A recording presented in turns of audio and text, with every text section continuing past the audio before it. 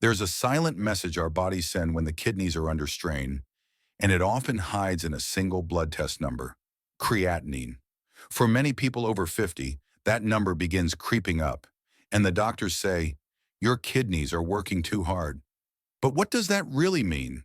Why do some foods make it worse while others quietly protect us? That's the mystery I want us to solve together today. I'm Dr. Brian, and welcome to Channel Vital Science for Seniors. For over 15 years, I've walked alongside patients who feared losing their independence because of kidney decline. And I've seen something remarkable: how the right proteins can become gentle allies instead of hidden enemies. Today, I'll share with you 3 proteins that keep kidneys safe, 3 that put them at risk, and 1 surprising daily habit that may help lower creatinine naturally. When I think of proteins that are kind to the kidneys, I picture foods that feel like good neighbors: present, supportive, never demanding too much in return. And the first of these gentle neighbors is the humble egg white.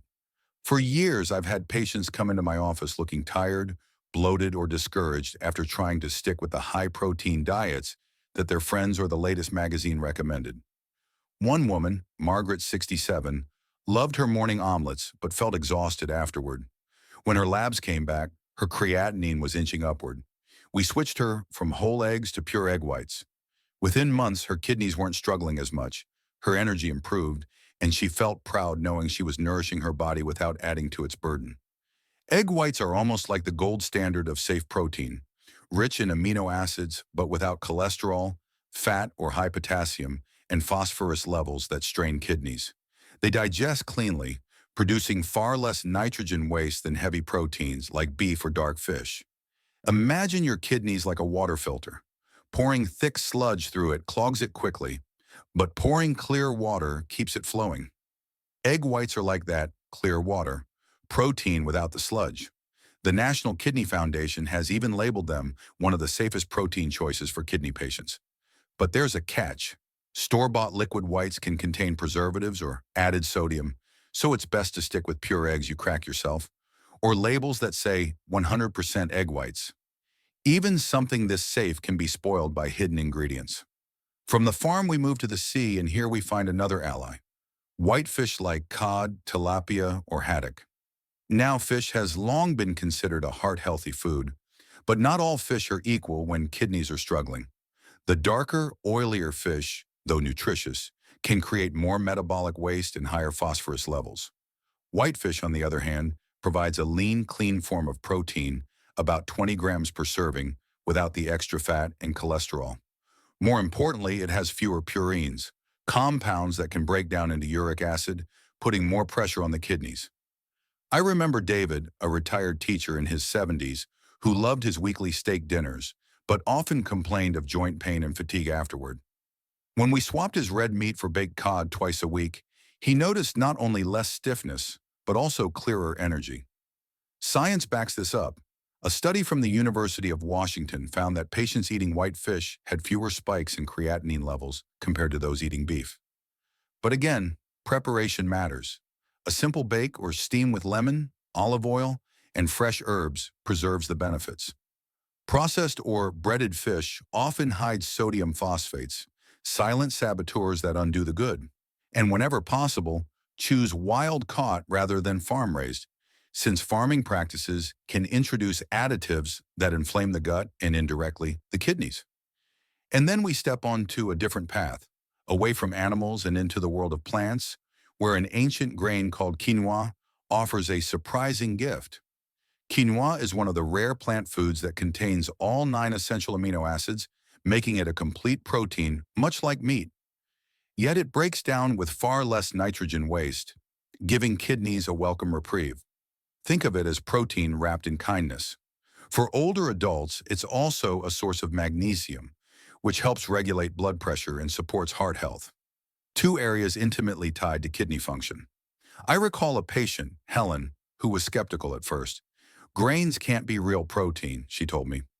But when we replaced some of her chicken portions with quinoa bowls, mixed with zucchini and bell peppers, she was pleasantly surprised. Not only did her digestion improve, but she slept better too.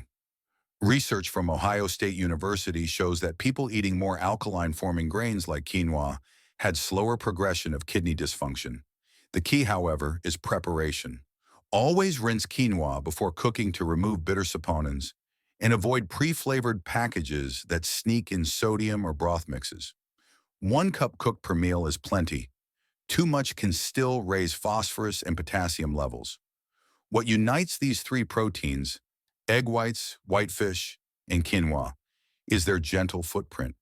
They provide what the body needs, amino acids for repair and energy, without overloading the kidneys with waste. They are, in essence, proteins that cooperate with your kidneys instead of competing against them. And when you've lived long enough to know that health is the foundation of freedom, those small choices make the biggest difference. Now that we've met the gentle neighbors of kidney health, it's time to look at the ones that act more like noisy, demanding tenants, proteins that push too hard, leave a mess behind, and make the kidneys work overtime. These foods might seem harmless, even healthy at first glance, but for someone with high creatinine, they quietly accelerate the strain. The first culprits are deli meats: ham, turkey slices, salami, bologna. They may look lean and convenient, but they hide two serious problems: sodium and phosphate additives. Imagine your kidneys as tiny sieves filtering the blood. Every extra grain of sodium is like sand grinding into that filter, raising blood pressure and forcing it to push harder. A single serving of deli meat can pack nearly half of the daily sodium limit. Then there are the phosphate additives, synthetic compounds that don't behave like natural phosphorus from beans or nuts. They're absorbed almost completely, hitting the kidneys with a chemical surge they can't ignore. Studies from the Cleveland Clinic show that these additives accelerate calcium imbalances, damaging bones and blood vessels along the way. I remember Peter, a widower in his late 60s who loved making sandwiches with turkey slices. When his creatinine rose suddenly, he was shocked. It wasn't the steak dinners he feared, but the healthy deli meats. Once he swapped them for roasted chicken breast he cooked at home, his numbers began to stabilize. It's a reminder that what's hidden on food labels often tells the real story. Words like sodium phosphate or phosphoric acid are red flags. Even organic or nitrate-free deli meats are not truly safe because curing agents can still cause harm. Next on the list is red meat: beef, lamb, pork, the foods long tied to strength and tradition, but in reality, they leave a heavy toll. Red meat is rich in creatine, which naturally breaks down into creatinine inside the body. For a healthy young kidney, that's not a major issue. But for someone with compromised function, it's like dumping more waste into an already clogged drain. Beyond that, red meat creates an acidic load in the bloodstream. To keep blood pH balanced, the body pulls minerals like calcium and magnesium from bones, weakening them while the kidneys bear the extra strain. Some of my patients describe feeling unusually stiff or fatigued after a steak dinner. That's the silent acid burden at work. And then there's uric acid, a byproduct that increases the risk of gout. For people already battling kidney disease, that's like adding a second enemy to the fight. A study from the University of California showed that kidney patients eating red meat daily had measurable increases in both creatinine and inflammatory markers in just 6 weeks. Even lean cuts aren't safe because the creatine content remains the same. Cooking methods matter too. Charcoal grilling or high-heat frying produces advanced glycation end products, or AGEs, compounds that further inflame the kidneys. I recall Tom, a proud grandfather, who insisted on weekly barbecues. When his creatinine rose, we shifted his menu from steaks to grilled vegetables and baked fish. Not only did his labs improve, but his grandkids discovered new favorites around the table. Sometimes protecting your kidneys also creates new family traditions. And then we come to whey protein powders. For decades, they've been marketed as the shortcut to fitness. Just scoop, shake, and grow stronger. But for kidneys already under stress, whey protein is like trying to drink from a fire hose. A single scoop can hold 25 to 30 grams of protein, flooding the system with nitrogen waste in minutes. Kidneys have to filter that quickly, raising filtration pressure and straining delicate tissues. Harvard Health reports that whey protein causes noticeable spikes in kidney filtration stress, especially if someone is even slightly dehydrated. Many older adults tell me they started whey shakes to keep up with muscle loss, only to find themselves more bloated, fatigued, or thirsty. Add to that the artificial sweeteners, dyes, and emulsifiers many powders contain, chemicals that the liver and kidneys must process, and it's easy to see how something sold as clean becomes a hidden burden. Even worse are the mass gainer versions, loaded with sugar and calories that wreak havoc on metabolism while the kidneys quietly drown in extra waste. I once treated Samuel, a 72-year-old retiree who wanted to regain strength after a surgery. His son had given him tubs of protein powder, thinking it was helpful. Within months, Samuel's creatinine doubled. Once we replaced the shakes with smaller, kidney-safe portions of fish and quinoa, his numbers eased back down. Whey protein isn't evil. It can be useful in small, supervised amounts. But unsupervised and overused, it acts more like a wrecking ball than a repair tool. When we look at deli meats, red meats, and whey protein together, the pattern is clear. These foods burden the kidneys with excess sodium, waste, acids, or additives. They're like heavy freight trains rumbling through fragile tracks. And while giving them up might feel like a loss at first, the truth is it opens the door to more energy, less inflammation, and more years of independence. For every food that harms, there's another that heals.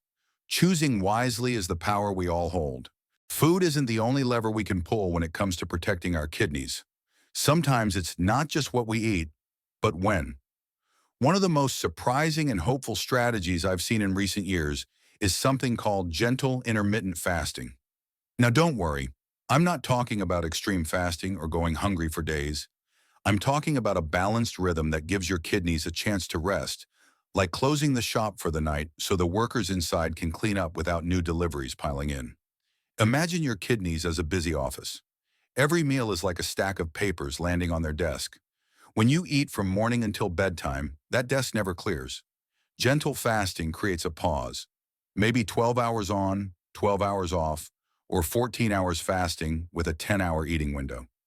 During those hours of rest, the kidneys can catch up, sweep away waste, and repair tiny injuries at the cellular level. Scientists call this process autophagy, which literally means self-eating. But in a healthy way, cells recycling damaged parts to become stronger. A study out of Johns Hopkins University found that intermittent fasting improves insulin sensitivity, reduces inflammation, and even supports better blood pressure control. All three of these effects lighten the load on kidneys. I remember Gloria, a 69-year-old former nurse who came to me frustrated. Her creatinine had been climbing despite her careful diet. She told me, "Dr. Brian, I feel like I'm doing everything right, but my kidneys aren't listening." We added a simple change. Instead of late-night snacking, she finished dinner by 7 p.m. and didn't eat again until 9 a.m. at breakfast. At first, she was nervous. "Won't I starve?" she laughed. But within weeks, she noticed something. Her energy in the mornings improved, her bloating decreased, and her labs showed a modest drop in creatinine. More importantly, she felt hopeful again. She realized she didn't need fancy supplements or expensive powders, just a new rhythm to her day. Of course, fasting isn't a magic bullet, and it isn't for everyone.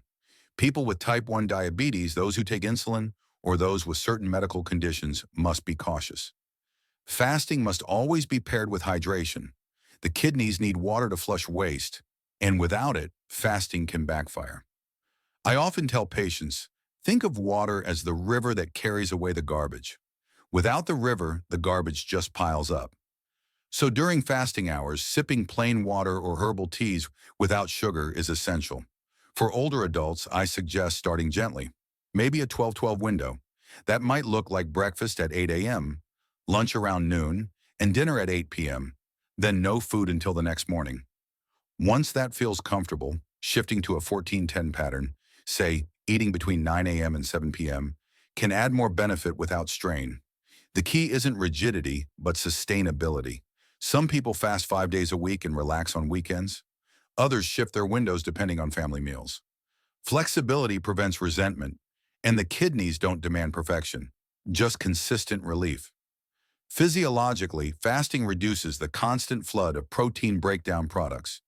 That means fewer spikes in nitrogen waste, which translates to less creatinine production. It also reduces insulin spikes, which lowers oxidative stress inside the delicate kidney blood vessels. Picture it like a quiet night after a busy day. The city streets are empty, allowing repair crews to patch potholes. Without fasting, those potholes just widen until the road collapses. One of the most powerful parts of gentle fasting is how it restores a sense of control. Many older adults feel at the mercy of lab results or doctor's warnings, but creating a safe eating rhythm is something they can own. I've seen couples take it on together, choosing to share earlier dinners, replacing late desserts with calming teas, rediscovering evenings filled with conversation instead of snacking. Kidney health isn't just biology, it's also about lifestyle and connection. Gloria once told me, after 3 months of fasting, it's not just my numbers that improved, it's my evenings. I knit again. I read more. I even call my sister at night instead of reaching for chips. That's the hidden gift of this practice. When we free ourselves from constant eating, we free time, energy, and clarity for the things that truly nourish the soul. So yes, proteins matter, and yes, food choices shape kidney health. But how we space those choices out can be just as powerful. Gentle intermittent fasting is like giving the kidneys a vacation every day, a chance to rest, reset, and be ready for tomorrow. So here's what I hope you take with you today. Kidney health is not about deprivation, it's about wise choices. Egg whites, white fish, and quinoa can give your body the protein it needs without pushing creatinine higher. Deli meats, red meats, and whey powders may seem harmless, but they place an invisible burden on your kidneys. And adding a gentle rhythm of intermittent fasting can give those organs the breathing room they desperately need. Change is possible at any age. Your kidneys are not your enemy, they're your partners. Treat them kindly and they'll carry you forward.